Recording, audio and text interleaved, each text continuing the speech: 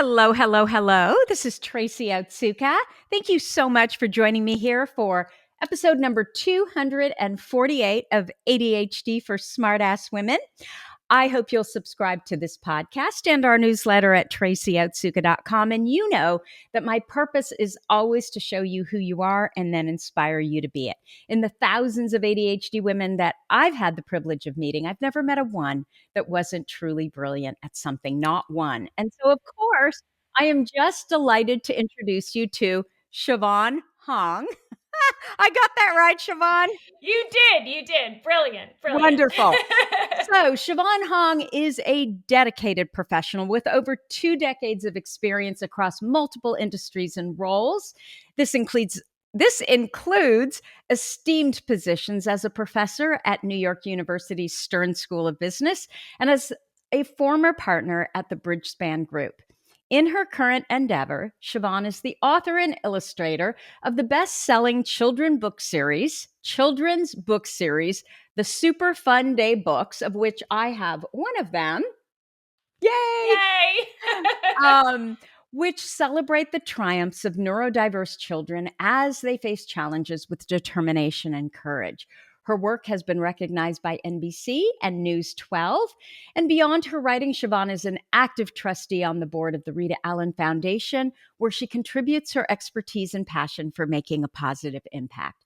Outside of her professional life, Sivan is a devoted wife, mother too, right?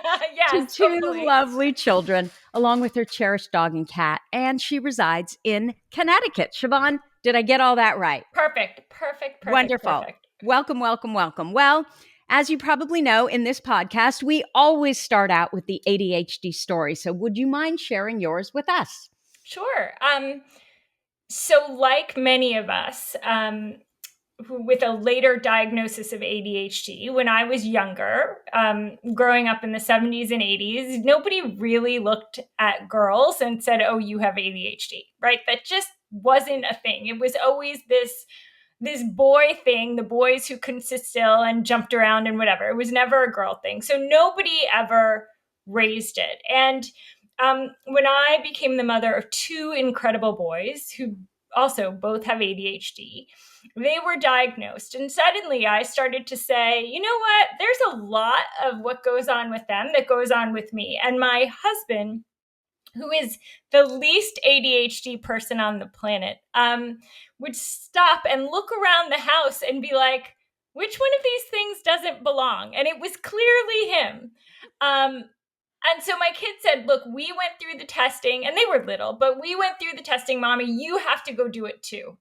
So I was like, okay, I'll go. And I came back and I was like, I have ADHD. And they all high-fived me and they said, welcome to the club, Mom. And my husband just shook his head and was like, of course you do. Like, have you ever watched you unload the dishwasher, right? Like 3 dishes get put away and then you go off and do something else. And eventually in the course of the day, all of the dishes get put away, but it is never in a linear kind of streamlined process. And so it wasn't a huge surprise, but I wasn't diagnosed until I was 47. Okay. So a later in life diagnosis. And so once you knew it was ADHD for certain, and you had the benefit of hindsight, what are some of the symptoms that you always wondered about, but now you recognize them as, oh, duh, it was ADHD? So I have this incredible need to fidget all the time. And even as we are talking, I have a fidget in my hand because I could never sit in front of a computer without a fidget. But again, back in the 70s and 80s when I grew up, the word fidget was a complete unknown and they didn't have such things. And I used to literally take the metal dry cleaning hangers out of the closet and sit there and bend them because I needed something to use as a fidget while I was doing whatever it was I was doing, watching TV or talking on the phone to my friends. I could never just sit still. My other challenge was around focus. So many of us see this, but for me, it was around reading and writing and spelling. I could not spell for the life of me. And it wasn't that I don't have a brain and couldn't actually memorize it. I just could not focus on it. It was not something that interested me. And I remember coming home from second grade with a literal F on my report card. Again, that's what they did in the 70s and 80s, in spelling, because that was not the way my brain was going to work. And it impeded my ability to kind of love books and love literature and love writing, because as I would read the page, I would skip 5 sentences and then get to the next thing and sort of get a sense of what I was reading and get a sense of what I was reading enough to get through, but not really to the point of enjoying it. It was absolutely kind of a huge labor for me. And it was one of those things that when I finally got the diagnosis, it was part of me, there was a sense of anger. And I think many of us go through this when you get diagnosed late in life, that you're like, wait a minute, like nobody noticed this. Like this was so kind of textbook obvious. And I had to struggle and fight through that and think over and over and over again that there was something wrong with me, because I would see all of my friends sitting with a book and devouring it and enjoying it. And for me, it was something that was completely inaccessible.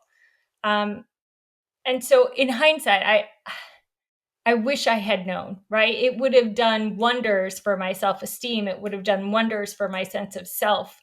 And of course, I had the benefit of, later on in life when audiobooks became more accessible, I remember listening to them as tapes in my car.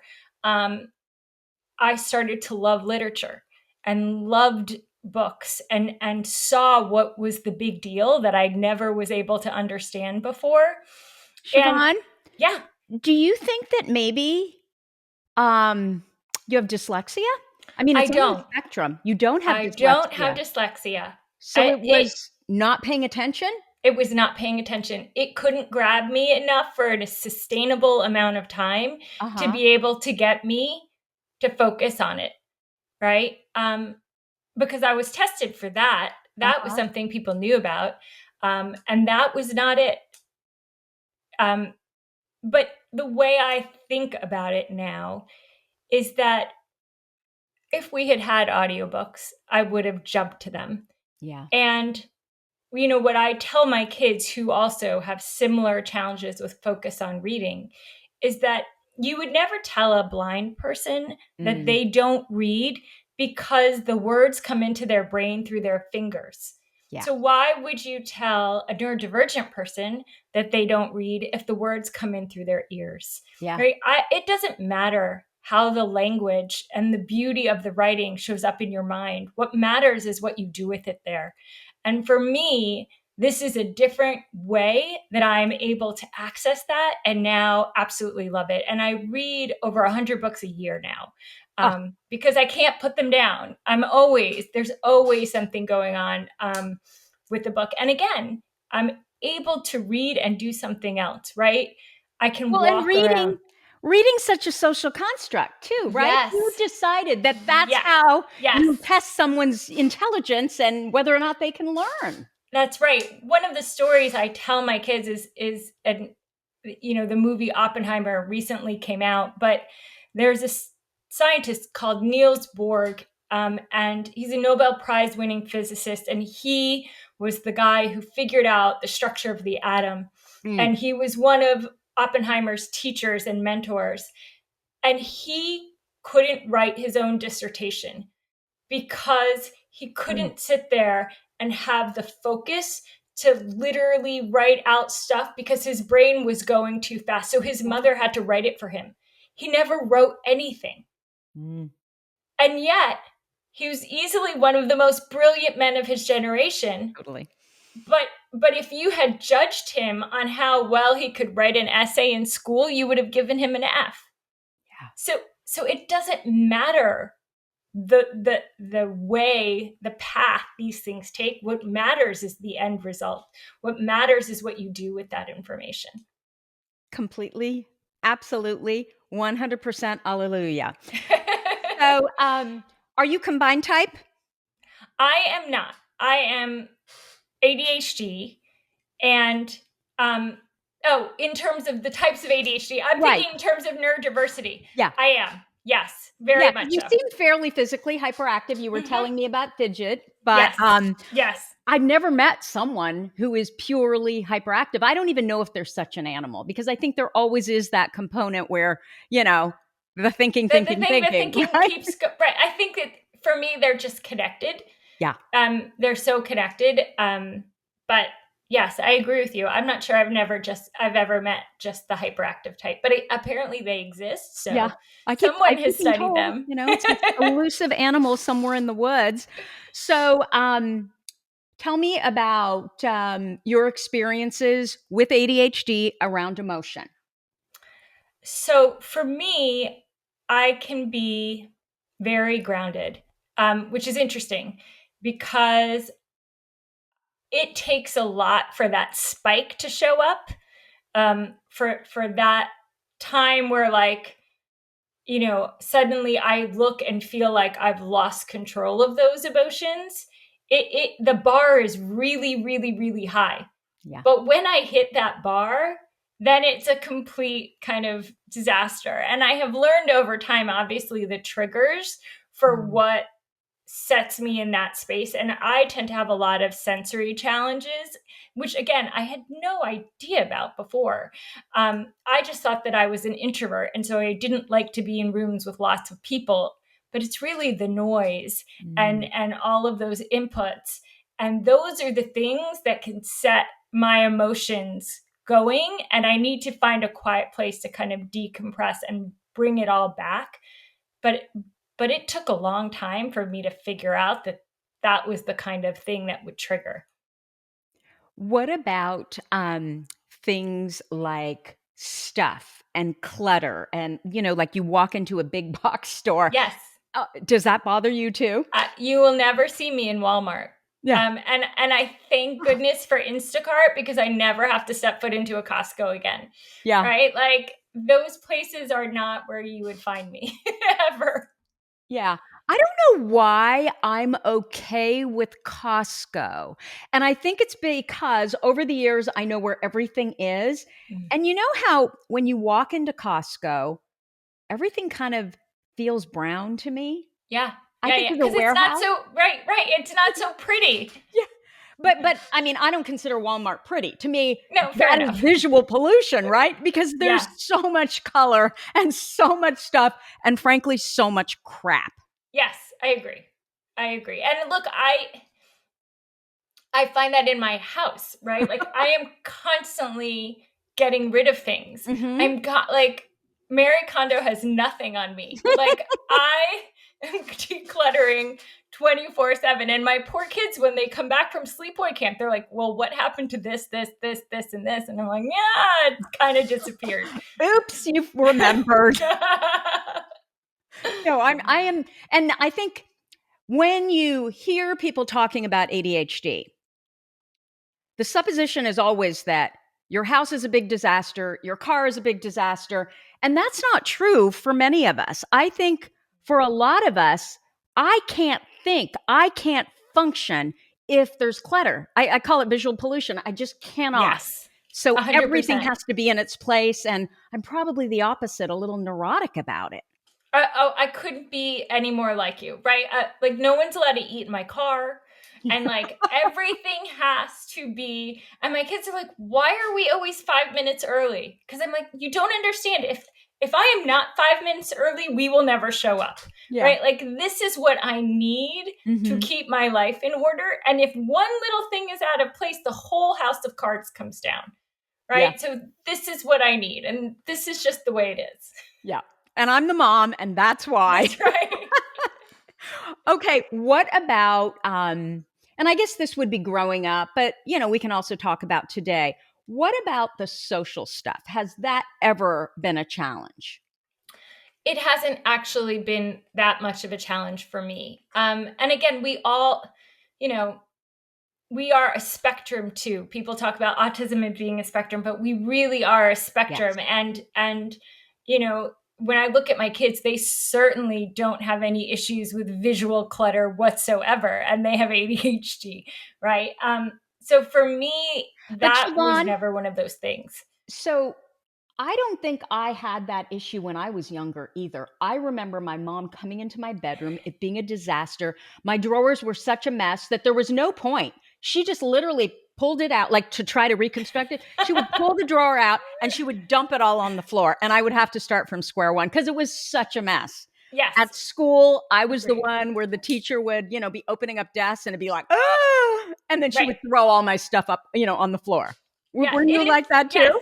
this I feel like we've become this way Yeah. as a tool to help us survive in a world that isn't so chaotic. Yes. Right? Like we if we weren't like this, we would fall apart, right? So we've learned to be this way over time, but it's not our natural state. No, absolutely not. So, has anything changed? Wait, the social stuff was not a problem. Is that what you said? It was not a problem, no. Okay. Do Mm-mm. you actually find that that might be one of your gifts? Yes and no. So, yes, because it can be when I want it to be, and Mhm. no, because I'm a huge introvert. But I'm one of these introverts that fakes being an extrovert Mhm. whenever I need to be. And I can turn that on whenever I want. So it hasn't been a problem. But the real me is the person that never wants to go out and wants to sit in my pajamas and like binge Netflix or a book or whatever it is, but I can become that person, right? I can put on that mask and be that person when I need to be that person. However, is it a struggle? Meaning, okay, I've got this dinner that I have to go to tonight. I don't really want to go. And if I had my choice, I'd want to stay home. But once I get myself out the door and I show up, I love it. Most of the time, Mm. right? Like so many of us, I always ask my husband, I'm like, how many people are going to be at this? And how many of them do I actually know? And how many of those people do I like?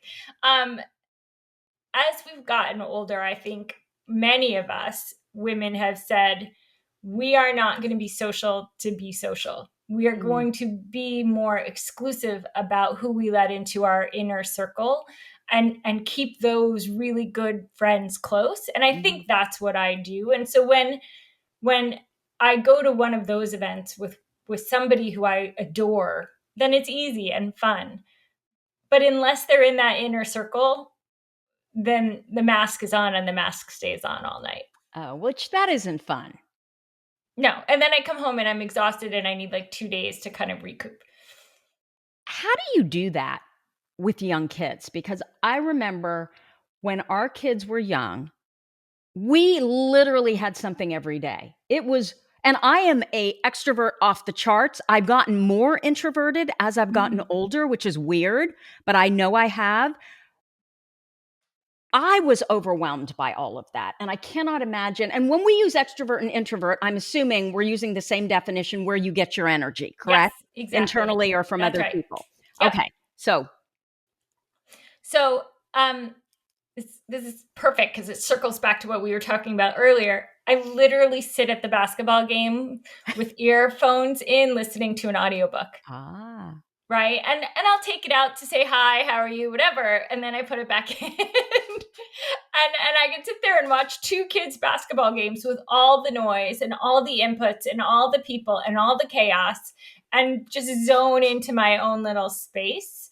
And I do that quite often. And some people may think I'm being rude, and I'm sorry for that because I'm not. It's not really the intent. mhm, The intent is, how do I get through this in a way yeah. that allows me to be present for my kids when they're done with the game and we're in the car on the ride home, and that I don't need to just kind of chill out, right? That I can be there for them because that's the priority. And there aren't parents who just constantly come over and bug you? Yes and no. Some of them will get the hint quickly, and then some of them don't. But then I can put on my leave me alone face. And again, I'm not trying to be rude. I'm just trying to get through the kids' basketball game in the way that makes it possible for me to not fall apart at the end of Yeah. the day. Yeah. So, what has changed, if anything, since you were diagnosed? Um, there are things that I do that I'm much more aware of that I didn't, that kind of were there, but I didn't fully recognize were there until I got the diagnosis. This idea that I have to kind of hyper schedule my life in order to get through, like, oh, that's why I do it. That's why I need alarms on my phone all the time to remind me of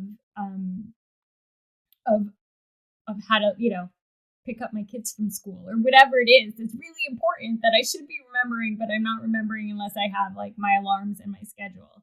It also makes me kind of aware of my focus in a way that I hadn't before. So I'll give you an example.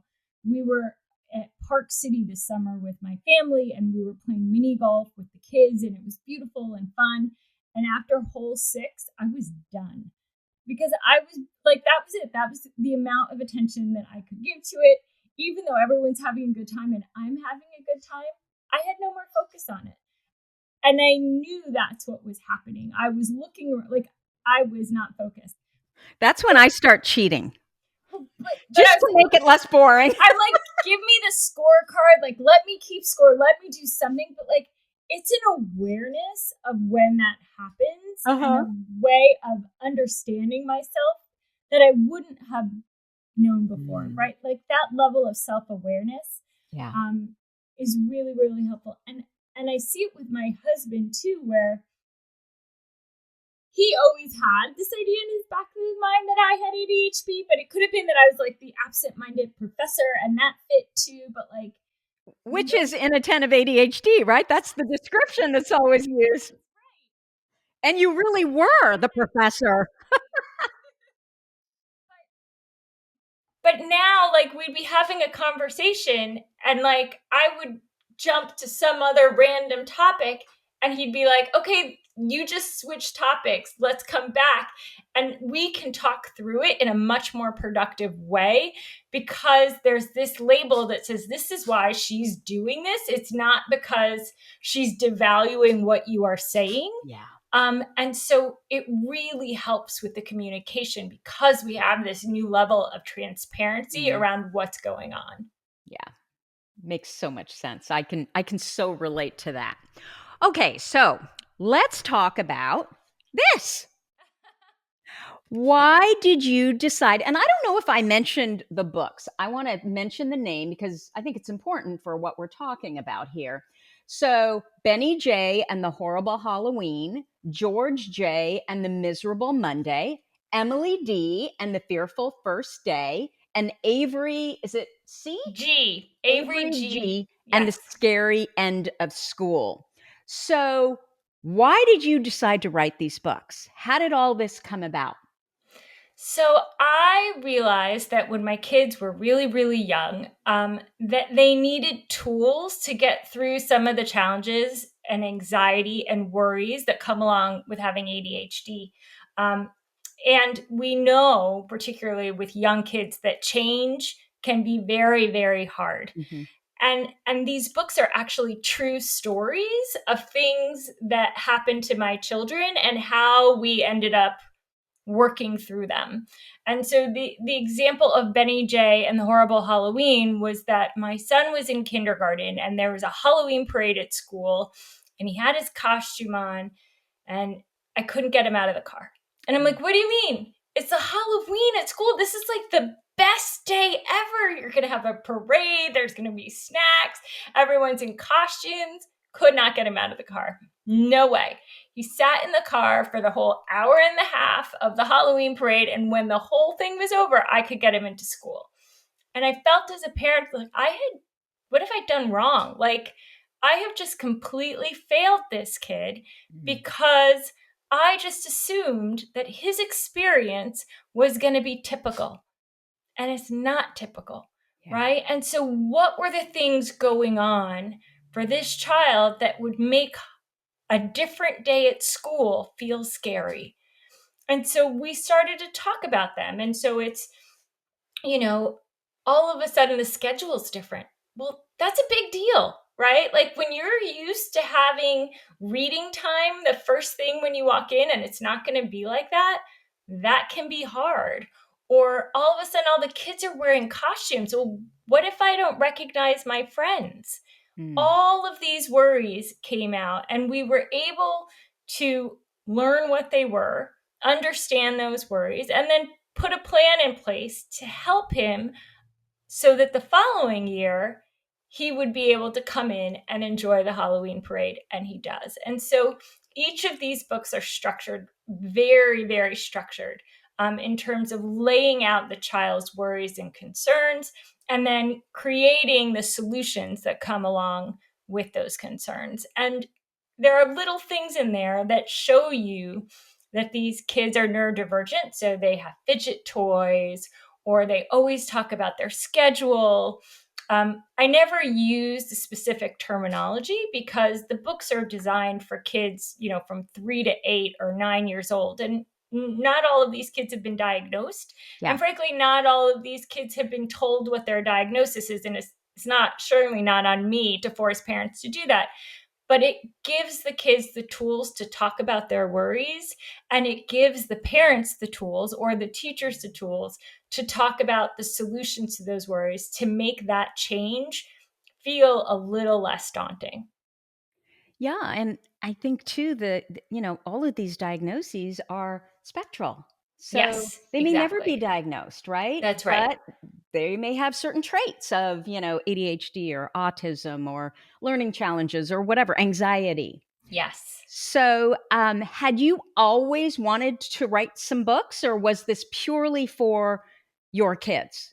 So, no way, because as you heard earlier, I hated reading and writing and That's anything that had right. to do with a book, and can't spell for my life. And so this felt like the most absurd thing that I would ever come up with. But I did love to doodle. Um, so I started doodling the illustrations of the characters. They're And so cute. thank That's what I was like reading this going, how does she do this? Like you wrote a book, but you also made these illustrations? I did. I You're did. creative. Thank you. But it's just the control freak in me that did it, and I didn't trust I anybody can get else. that. But I made them particularly simple, and I did this for a reason, because I remember reading books to my kids with the most incredible illustrations. And my child will look at the illustration, and in the far back of the picture would be like a little red bird on a tree that has nothing to do with the story. And the question would be like, well, why is the red bird there? Right. And because the ADHD would distract them, they're so distractible from what's happening, it would take the book off course. So my pictures are deliberately simple. My font is dyslexic friendly. And I actually, Oh. not surprising, offer my books all in audiobooks, Mm. because kids like to learn in lots of different ways. And so I'm really trying to make them super accessible for neurodivergent kids. But I'm also trying to make them accessible for neurotypical kids, because one of my books, the one with the child in Halloween, he needs to wear headphones because the Halloween parade is going to be really loud. Hmm. Well, if the neurotypical kids in the classroom see a book with a child wearing headphones, and then they see a child in the classroom wearing headphones, well, suddenly that child's not so weird, Yeah. right? We normalize these differences. We normalize the fidget toys. We normalize the funny bouncy seats that these kids may need to use in order to get through the day. And then it becomes okay, right? It becomes something that isn't seen as different. What are the future plans for the series? I have a holiday book coming out, which is the first one that doesn't have anything to do with school. Mm. But it was something that parents had asked me to write, because, as we know, there's a lot of change that happens in the winter holidays, and the house looks different, and the flashing lights and the noise and the guests and all the things that come along with that. So that book will be released soon, and then I have to figure out and see what's next. But so far, there's been a really nice demand for the books. Every one of my books has been number one on Amazon for children's books with disabilities. So there was a need, and less than 1% of children's books out there are for neurodivergent kids. Yeah. And there's so many more kids than that. And so I just love hearing when any author comes out with a book to kind of help our kids and help them see how incredibly cool they are. Yeah.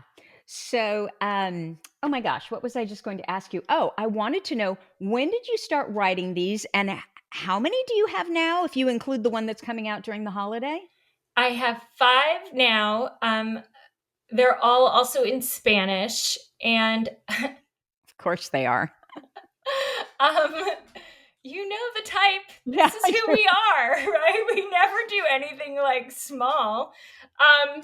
But this I happened like after COVID, right? This I wasn't. started writing them during COVID. Mm. And I had this hubris that was like, oh, sure, I can do this. I had no idea what I was doing. I was a complete neophyte. And I released my Halloween book in February because it didn't even dawn on me that, like, why would you release a Halloween book in February? But that's Why when it was not? done, right? And Yeah. but so but it still went to number 1 in its category. And I was like, okay, I'm on to something. And so Mm. I had already done the one about Mondays because the school anxiety that my son was facing, particularly about Monday morning, was huge. And so I was able to release that one fairly quickly. And then it took me a little bit to do the other ones. But I hyper focus when I start working on these. Like, it's just like boom, boom, boom, boom, boom, and then it's good. And then the hard part is, talking about them and getting the word out. But yeah. Right. So, do you have, or what would your advice be? I'm sure you have advice. What would your advice be for parents of kids with ADHD? Focus on their positives. Yeah. ADHD is such an incredible strength. It gives us kind of a perspective of the world that other people don't have. And unfortunately, as we know, our kids hear over and over and over again how they are wrong because the education system doesn't fit them and the world doesn't fit them. And it is up to us to constantly point out all of the things that they do and they are that is absolutely incredible. Because if we don't, how are they going to see it? Right? So it's on us to not be like, you didn't clean your room well, right? Like, who cares? It's on us to be like, I can't believe you came up with this incredibly creative story. Good for you, right? Like, we have to focus on the things that matter and on their strengths. I absolutely love that. And I couldn't agree more. I'm curious with the school system that they're in Connecticut. Um, you have a really strong education system, right? In Connecticut? So, particularly in the town that I live in, Yeah. Connecticut has one of the largest education gaps in the United States. But in the town I live in, we have one of the best public school systems in the country. And what about for neurodivergent kids? Is it still, do you think, one of the best, or are they missing the mark? So, I had to pull one of my kids out to send them to private school because my kids are 2E, Yeah. which for people who don't know is twice exceptional, which means they test gifted, but then they also have ADHD. Mhm. And that is a hard mold for any school to fit, right? And public education is not designed very well to hit kids at the tips of the standard deviations, right? Like, they do a really, really good job with 90% of the kids. But it's hard to do it for the others. And so I spend a lot of time kind of enriching them on my own and working with them on my own. And I Mm. feel like I'm lucky that I have the resources to be able to do that. And yet, they still would get a better education here than most places. But it's hard for kids who are in a system that's not designed for the way their brain works. The private school my son goes to, he has 3 different classes a day that require movement, in addition to recess and snack time. because they recognize how important movement is to learning. For all kids. For all kids. But until we can get that into the public school system, they're just not, it's not there yet. And they're like the most incredible district and the most welcoming and supportive. And when I give them ideas, they listen. So my older son needs multiple inputs to think clearly.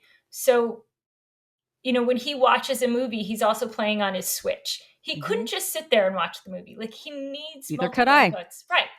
So I was able to go to his 4th grade teacher and say, he's going to play on his Rubik's Cube while you teach. It doesn't mean that he's not listening to you. It actually means he is listening to you. So let him sit there and solve the Rubik's Cube over and over and over again. He's not distracting anybody else. And he will actually be able to learn. And his teacher was amazing and was like, great, fine, let's try it. And it worked. But most teachers are not going to be able to do that, or may not be willing to do that, because they don't know that that's actually how this child learns. He's not going to be staring at you and listening.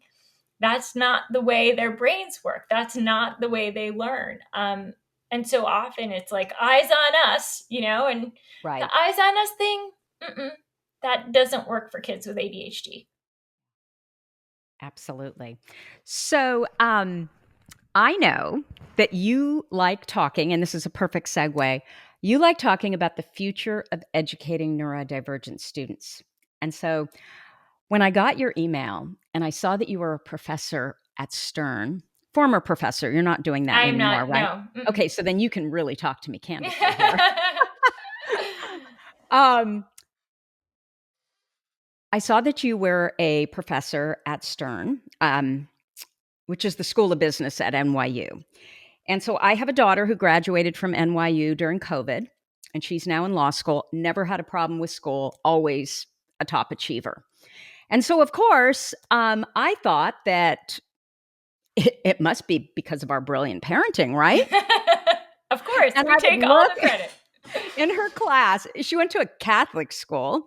In her class, there were almost 40 kids, and I think 9 girls, and the rest were boys. And I would look at some of these boy parents with the kids that were climbing up the walls, and I would think, why don't you get your crap together? Right? So judgy, so certain that it had to do with parenting. And then I had Marcus. Being a boy mom is a whole different story.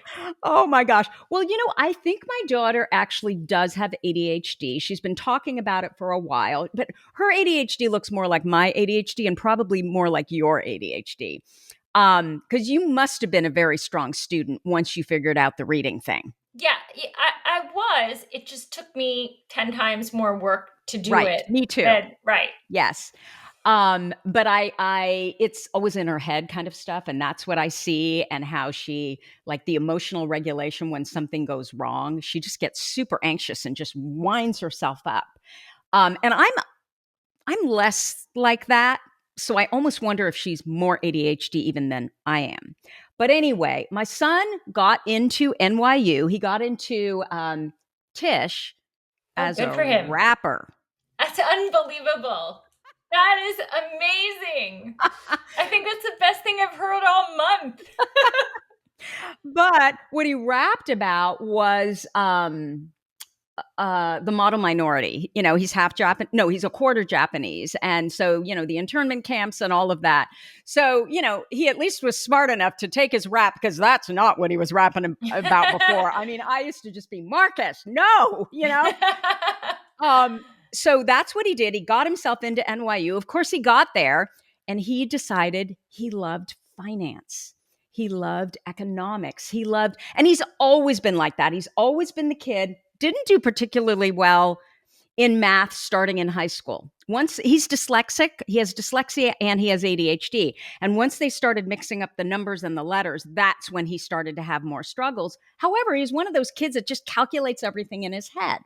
So he decided that, he wants to study finance. Well, the deal with NYU. And we were literally just talking about this last week, the frustration of how difficult it is at NYU if you start in a certain school. Certainly to get into Stern, I mean, it's literally impossible. It's harder than getting into Harvard to make that switch. And so his comment to me was the kid, and he has a lot of friends that are in Stern. He's now a senior, by the way. What the comment he made to me is that if you don't start out literally in high school working towards this goal, you just cannot compete. You haven't had the internships, you don't have the contacts, you haven't been part of the clubs, and it's impossible to get in. And so he didn't even bother to apply to Stern because he knew, given, he did not do well in high school. So he knew, given his track record, all of that stuff, no summer internships, he hadn't taken the advanced math, so he was at a disadvantage. He couldn't do it. And he was so frustrated because even now he says there are so many classes that he wants to take, finance type classes. But because he's not in Stern, he can't take them. And so if you're not on that path early on, you just can't get on it, right? You can't take the classes that you need. You can't get the internships. You can't get into the clubs. And we know that the ADHD brain, the neurodivergent brain, is often 3+ years behind. So, it takes us some time to catch up. What do you advise? What he ended up doing is he actually did get a banking internship, and he liked it. But then this last summer, because he changed his major, he couldn't even get an internship. So he ended up, and I can't remember what the certification was, but he just spent the summer getting a certification that nobody has when they get out of school. And I think it's like a 6-month program. He did it in 6 weeks. He, the 3-hour exam that apparently you have to keep retaking, he, because people don't pass it. He passed it the first time, and it didn't take him 3 hours. It took him, I think he said 23 minutes. He aced the accounting. So he can teach himself anything. He cannot sit in a class well. And now he can, because now he's sort of learned, he's trained his brain. But what do you do? What does a kid like that do? Because he's beyond frustrated. He wants to get there, and he's thinking, I think I need to go and get a master's. Like, he doesn't know what else to do. So in this particular case, he's right. He should go get an MBA. Yeah. Not because of what he's going to learn in the classroom at all. That's not the value of an MBA. You can teach yourself everything that you would learn from it in academics in an MBA. What he will learn and what he will get from that is a network of people who your peer group from a good MBA program will be the ones that you rely on to help you in your career kind of for their duration. And those programs all provide summer internships and things like that and access. So even if you've never taken a finance class in your life, you could go in and do that. So for someone like him, that's what I would do without a doubt. It will help him jump ahead of where he's at. And finance is a great place for him because, interestingly enough, many, many finance professionals are neurodivergent. Yeah. Right? They really, really are. And so he will find a good home there if that's his path. But when you think about this from a more macro perspective, we have a tendency to change our minds and get bored of things and then go on to the next thing. As an undergrad, I was a math and physics major, and then I ended up getting a master's in game theory, and then I ended up with a doctorate in international relations, and then I got an MBA, and in between that, I worked as a scuba instructor, and I did all these random things because we don't just pick one thing and go, and that's it. And so that's okay, right? Like, our path is not linear because our brains aren't linear. And we should just go with it because at every single point there, I learned something and I could bring something new to the table that the other people in the room didn't have. And so when I finally stopped going to school and got a career, I was able to move very, very quickly in consulting and very quickly in that path that I was looking at, and was able to get a teaching job at Stern, even though I didn't have a finance degree ever, right?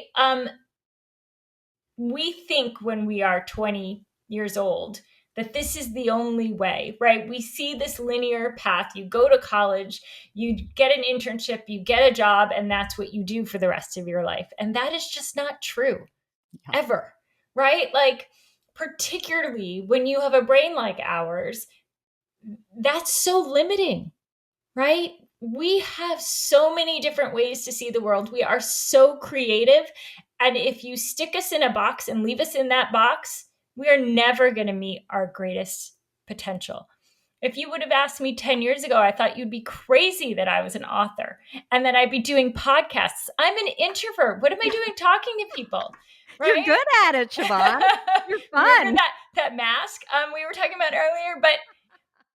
But he should not feel like the choices he made limit him at all. Right? The fact that he got into Tish and was a rapper, he puts that on his resume, that will open so many doors because it shows how interesting and unique and brilliant he is. Because to be a rapper, you need to be a great poet. And that has a lot to do with mathematics. Right? Yeah. These things are all related. And the right company is going to see that, and they're going to get it, and they're going to get him. Right? So these are all the right steps he made. He didn't make a mistake. His path is just going to look a little different than his friends, but I guarantee that at the end of it, he will be so much further along than any of them. No, I absolutely hear what you're saying. I think what he struggles with is, unlike us, I know we had to study a lot harder, but we did well in school. He's actually a brilliant writer. So in the major, he's in sociology. So in that major, he's like, Mom, it's depressing as hell, but I'm good at it. But that's not what he wants to do. And so the thought of more school, because he doesn't really believe in school, he's like, it's the way schools teach that's the problem. And so why would this ever change? The system works for people in academia, right? They're vested in keeping it the way it is, yes, because it worked for them. They don't understand. But there are some MBA programs that look different. Oh, okay. They do. Some of them, it's only a year, and part of the time you're working. And in MBA programs, it's a lot of group work, right? You're not sitting there studying on your own. But he hates working in a group. But again, there are different programs. He shouldn't just say, okay, this is what a typical MBA looks like, and this is the only model, right? There are a bunch of different types of models for MBA programs that mix and match. And so he may not be sitting in a classroom. He may not be doing those traditional things. And they're all at decent schools. So he just needs to do a little research. It's not one size fits all. It's not the way undergraduate is. It's not. Mm-mm. And it won't feel that way. And he's actually taking classes, hopefully. So it's not like undergrad where there's certain classes you have to take. You actually get to pick what you want to do. There will be some very basic classes that you will have to take to make sure that somebody, who may not have an accounting degree has taken an accounting class. Okay. But it's usually a semester worth, and that's it. And if he's taken the class and has, can show that he's taken it, they're not going to make him take it again. Okay. Well, thank you for that. You're welcome. I was like, Stern professor, she doesn't know what she's in for. Very serendipitous. Well, and it's a great school. There's no question about that. And I think, honestly, that's his level of frustration. Most of his friends are in Stern. That's who he hangs out with. He did a semester abroad in Prague, met everybody there. And he's like, these are my people. We think alike. They're just at they haven't not had the struggle. And I think they figured out really early what they wanted to do. But who knows, Sivan? Right. I think 7 years. Right. They may not want to do that anymore. Exactly. I'm thinking, oh, well, their dad did that. Their grandfather did that. And so that's why they're doing it. And Marcus, we're like, why do you want to go into that? Who knows? Like He my wants to do it. husband was an English major and now he works in finance, right? Like Yeah. this path that, again, when you're 20, you think there's only one way. Right. Right. And there's an infinite number of ways. And again, this path that he's taken will make him stand out. It makes him interesting. Okay. Okay. And they do care about that. They do care about that. Okay. Because, from the outside, you're thinking finance? Would they care? No, they care. They care a lot, actually. I love that. So, what are the ADHD traits that you feel are responsible for your success? I think early on, as we talked about, it makes us work harder, right? Oh. And so getting to that level of kind of perseverance that we didn't have a choice but to have, I think is really, really useful. There's also for me this sense of fearlessness, right? That hubris I talked about earlier. Sure, I'll write a children's book. I know absolutely nothing about this. And I'll illustrate it and like whatever. Like that, I think that fearlessness, I think, is a huge gift. And again, for me, it's also this like creative thinking, right? Like I'm always looking at things differently. I'm always trying to come up with different solutions to things. Nothing is ever straightforward. And again, that drives my husband crazy that it's never straightforward, but it's never straightforward. And that's a gift, right? That's a huge, huge gift. I agree. I love it. And do you have a number one ADHD workaround that you use often that you might want to share with us? I think for me, the biggest one is setting reminders on my phone. Like, and I know people talk about this, but like, I don't know how I ever lived without it. Like, it is my phone and my watch are constantly going off, and I'm like, oh yeah, this, oh yeah, that, because it keeps me on task in a way that I would never be able to be on task otherwise. I just I like hyper focus. And then I remember in grad school forgetting to eat. Like I would just be like in my zone and like, that's not good for anybody. So especially not when other people rely on me and I'm a parent. Yeah, exactly. Exactly. There's a whole nother level, right? Yes. It's not just you. So, Sivan, where can people find you? Where can they find your books? All that. I am the only Sivan Hong in the entire world, which is really great. So you can just look at my website, sivanhong.com. I tried to find you. Okay, sivanhong.com, and then all the other, because you're on Instagram, right? I'm on Instagram as Sivan_Hong_author. That's why I couldn't find you. Okay. Yep. Okay. And because I have a personal Instagram account, because Meta doesn't let you have a professional Instagram account without a personal Instagram account, apparently. I was never on social media until I became an author. So again, because introvert here. I like the whole I have to market my book stuff was a complete shock to me. I thought it was going to be like JD Salinger. I could sit in like a hole and no one would know who I was. I was mistaken. But yeah, so you can find me there. I post a lot about neurodiversity, and my feed really focuses on our strengths and how to be positive parents. There is enough out there that tells us all the things that's wrong with our brain and what's wrong with our kids. I don't need to be another voice there. So, and then my books are on Amazon and Barnes and Nobles and all sorts of places like that. But everywhere where books are sold? Yes, but you can also get them on my website too. And I have, again, they're in Spanish. And I also have free parent and teacher guides for all of my books that were designed by a school psychologist to help facilitate, a conversation in a classroom with the books. And those are free for download. That's brilliant. For me, it's all about getting them out there. If anybody says go become a children's book to make a lot of money, they are wrong. It has to be something that you do out of a passion for what you're doing. You're mission driven, like exactly. I think all of us with ADHD. I love it. All of that will be in the show notes. Sivan, thank you so much for spending time with us here today with your introverted little brain. I should say introverted big brain. Thank you. Thank you. So that's what I have for you for this week. If you like this episode with Sivan, please let us know by leaving a review. Our goal is to change the conversation around ADHD, helping as many women as we possibly can learn how their ADHD brains work so that they too may discover their amazing strengths. As always, you're listening to ADHD for Smartass Women. Join me over at tracyoutsuka.com. Thank you so much for listening, and I'll see you here next week.